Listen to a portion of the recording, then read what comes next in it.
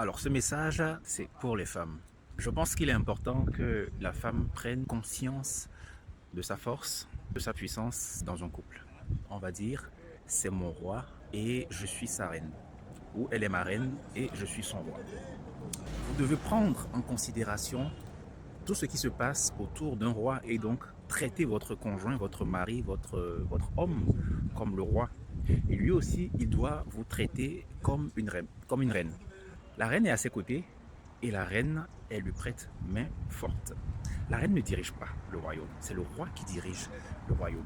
Quand la reine connaît sa place, alors le roi, il lui cède tous les privilèges. Il y a un film que j'aime beaucoup, c'est le film 300. 300, c'est le film qui parle du roi Léonidas qui a pris donc, qui a constitué une armée de 300 guerriers pour aller se battre contre le tyrannique roi Xerxès, quelque chose comme ça, je sais plus trop, je me rappelle plus trop du nom, mais c'est l'un de mes films préférés. Pour ceux qui ont regardé le film, si vous vous rappelez au début du film, il y a un messager de ce tyrannique roi qui vient voir le roi Léonidas dans son royaume et il lui dit ceci, qu'il a envoyé par son roi pour demander à Léonidas, au roi Léonidas et à son peuple de se soumettre à lui. Soumission.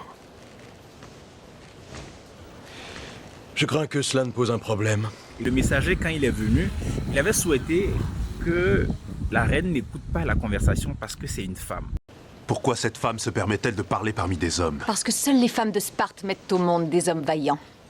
Le roi Léonidas, avant de lui mettre ce fameux coup de pied, il lui a dit « Tu viens dans mon royaume et tu manques de respect à ma reine. » Et ensuite, il y a comme un silence et il se retourne vers sa reine, vers sa femme.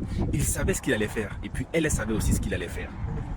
Mais il a d'abord regardé et il a pris l'approbation de la reine. Elle a d'abord validé ce qu'il allait faire.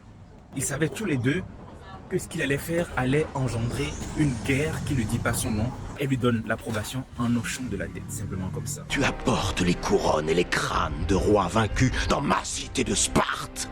Tu insultes ma reine. Tu menaces mon peuple de mort et d'esclavage. J'ai choisi mes mots soigneusement en perse. Tu aurais peut-être dû faire de même. C'est un blasphème!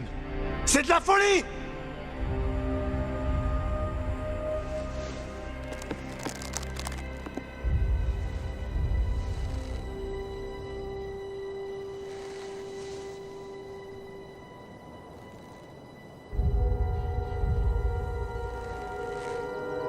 De la folie.